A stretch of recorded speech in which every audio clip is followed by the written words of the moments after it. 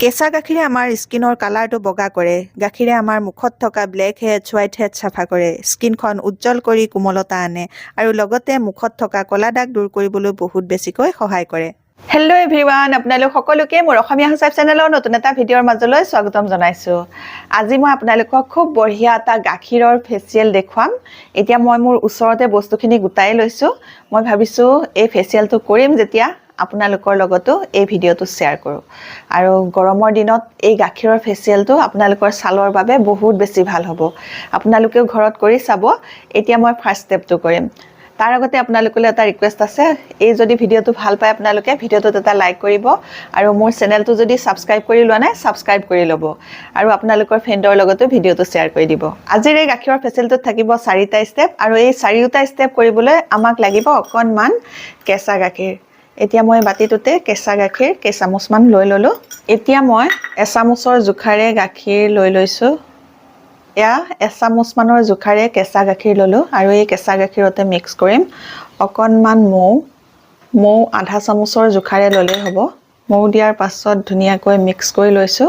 ষ্টেপকেইটা কৰাৰ আগতে চুলিখিনি আগলৈ নহাকৈ লৈছোঁ। এতিয়া ৰেডি হৈ ল'লোঁ। ৰেডি হোৱাৰ পাছত মুখত প্ৰথমতে লগাই 2 মিনিট ধুনীয়াকৈ মাছাজ কৰি স্কিনখন ক্লিন কৰিম। ফেচিয়েলৰ প্ৰথম ষ্টেপটো হৈছে ক্লিনজিং, আৰু ক্লিনজিং কৰিলে স্কিনখনৰ ভিতৰৰ পৰা চাফা হৈ যায় আৰু স্কিনত যদি দাগ থাকে সেই দাগবোৰ লাহে লাহে পাতল হ'বলৈ ধৰে। 2 মিনিট মাছাজ কৰাৰ পাছত এটা মগত পানী লৈছোঁ, এখন ৰুমাল ইয়াতে ভিজাই ল'ম। এতিয়া ৰুমালখন অকণমান চেপি ল'লোঁ। চেপি লোৱাৰ পাছত এই ৰুমালখনেৰে ভালকৈ মুখখন মুচি পেলাম বা আপোনালোকে মুখখন ধুই ল'ব পাৰে। স্কিনখন ক্লিন হৈ গ'ল। হৈ যোৱাৰ পাছত এতিয়া 2 নম্বৰ ষ্টেপত স্কিনখন স্ক্ৰাব কৰিম আৰু তাৰ কাৰণে গাখীৰ ল'ম 2 চামুচৰ জোখাৰে। 2 চামুচৰ জোখাৰে কেঁচা গাখীৰ ল'লোঁ আৰু এই কেঁচা গাখীৰতে মিক্স কৰিম এতিয়া অকণমান মচুৰ দাইলৰ গুড়া। যদি আপোনালোকৰ ঘৰত মচুৰ দাইলৰ গুড়াটো নাথাকে তেতিয়াহ'লে আপোনালোকে পিঠাগুড়ি ল'ব। পিঠাগুড়ি ল'লেও হ'ব। এতিয়া মই অকণমান মচুৰ দাইলৰ গুড়া ইয়াতে লৈ ল'লোঁ। এতিয়া মিক্স কৰি লৈছোঁ। 2 বিধ বস্তু মিক্স কৰি লোৱাৰ পাছত এইটো এটা খুব বঢ়িয়া স্কাৰ্ফ তৈয়াৰ হৈ গ'ল। এতিয়া মুখত লগাম। গোটেই মুখতে লগাই লৈ 3 পৰা 4 মিনিট ধুনীয়াকৈ স্কিনখন মাছাজ কৰিম। 3 পৰা 4 মিনিট মাছাজ কৰি স্ক্ৰাব কৰিলে আমাৰ স্কিনত থকা শুকান মৰি যোৱা ছালবোৰ আঁতৰি যাব আৰু নতুন ছাল আনিবলৈ সহায় কৰিব। এতিয়া ভালকৈ মাছাজ কৰি লোৱাৰ পাছত আকৌ ৰুমালখন তিয়াই লৈ মুখখন আকৌ এবাৰ ভালকৈ মুচি পেলাইছোঁ। স্ক্ৰাবটো হৈ গ'ল। স্ক্ৰাব হৈ যোৱাৰ পাছত এতিয়া 3 নম্বৰ ষ্টেপত স্কিনত খুব বঢ়িয়া এটা মাছাজ কৰিব লাগিব আৰু মাছাজটো কৰিবলৈ আমাক লাগিব এটা মাছাজ ক্ৰীম। এতিয়া মই সেই মাছাজ ক্ৰীমটো তৈয়াৰ কৰিম আৰু তাৰ কাৰণে ল'ম অকণমান গাখীৰ। 1 চামুচমানৰ জোখাৰে গাখীৰ ল'লোঁ। এই গাখীৰত এতিয়া মিক্স কৰিম অকণমান এল'ভেৰা জেল। এতিয়া ল'লোঁ আধা চামুচৰ জোখাৰে এল'ভেৰা জেল। এল'ভেৰা জেল লৈ গাখীৰৰ লগত এল'ভেৰা জেলটো খুব ধুনীয়াকৈ মিক্স কৰি ল'ম।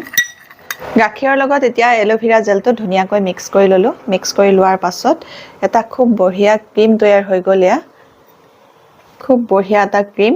এই ক্ৰীমটো এতিয়া মুখত লগাই 5 পৰা 7 মিনিট ধুনীয়াকৈ স্কিনখন মাছাজ কৰিম। মাছাজ ক্ৰীমটো লগাই 5 পৰা 7 মিনিট যদি আপোনালোকে স্কিনখন ধুনীয়াকৈ মাছাজ কৰি থাকে তেতিয়াহ'লে আপোনালোকৰ স্কিনখনত ব্লাড চাৰ্কুলেশ্যনটো বৃদ্ধি পাব আৰু ব্লাড চাৰ্কুলেশ্যন বৃদ্ধি পালে আপোনালোকৰ স্কিনখনৰ উজ্জ্বলতাও বাঢ়িব আৰু লগতে স্কিনত যদি বলিৰেখা পৰিছে, বয়সৰ চাপ সোনকালে পৰি গৈছে তেতিয়াহ'লে সেই সমস্যা দূৰ কৰিবলৈ সহায় কৰিব। 5 পৰা 7 মিনিট ভালকৈ মাছাজ কৰি লোৱাৰ পাছত এতিয়া এই মগটোতে আকৌ ৰুমালখন তিয়াই লৈ মুখখন ভালকৈ মচি পেলাম।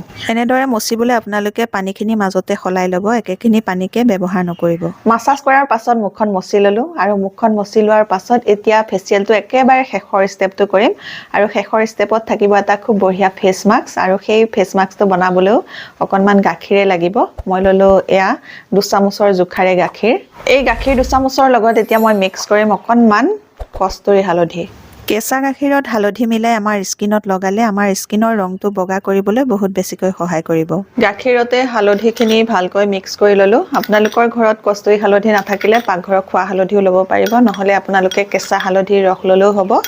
হালধি আৰু গাখীৰ মিক্স কৰি লোৱাৰ পাছত ইয়াতে মিলাম অকণমান এতিয়া বেচন।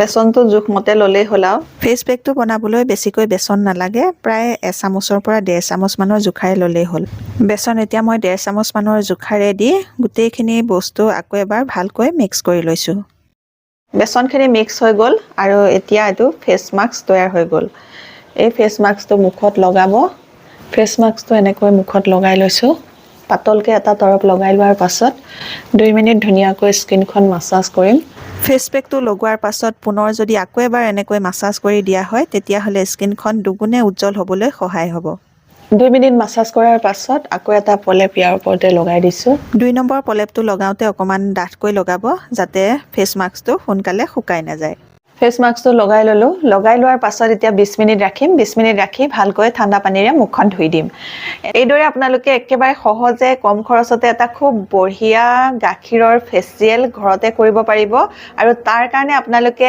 1 টকা পইচা এটাও খৰচ কৰিবলগীয়া নহয় পাৰ্লাৰত কৰা এটা ভাল ফেচিয়েলৰ দৰে আজিৰ এই গাখীৰৰ ফেচিয়েলটোৰ পৰা আপোনালোকে ভাল ৰিজাল্ট পাব আপোনালোকে কৰি চাব এই গৰমৰ দিনত আজিৰ এই গাখীৰৰ ফেচিয়েলটো আপোনালোকৰ ছালখন গ্লো কৰি ৰাখিবলৈ সহায় কৰিব যদি কলা পৰি গৈছে ছালখন ৰ'দ গৰমতে সেই কলা পৰা ছালখন বগা কৰি তুলিবলৈ বহুত বেছিকৈ সহায় কৰিব আজিৰ এই ফেচিয়েলটো যদি আপোনালোকৰ ভাল লাগিলে তেতিয়াহ'লে মোৰ ভিডিঅ'টো এটা লাইক কৰি মোৰ চেনেলটো ছাবস্ক্ৰাইব কৰি আপোনালোকৰ ফ্ৰেণ্ডৰ লগতে ভিডিঅ'টো শ্বেয়াৰ কৰি দিব নতুন এটা ভিডিঅ' লৈ নতুন বেলেগ টিপছ লৈ আপোনালোকৰ মাজলৈ আগবাঢ়ি আছোঁ তেতিয়ালৈকে নমস্কাৰ আজিলৈ আহোঁ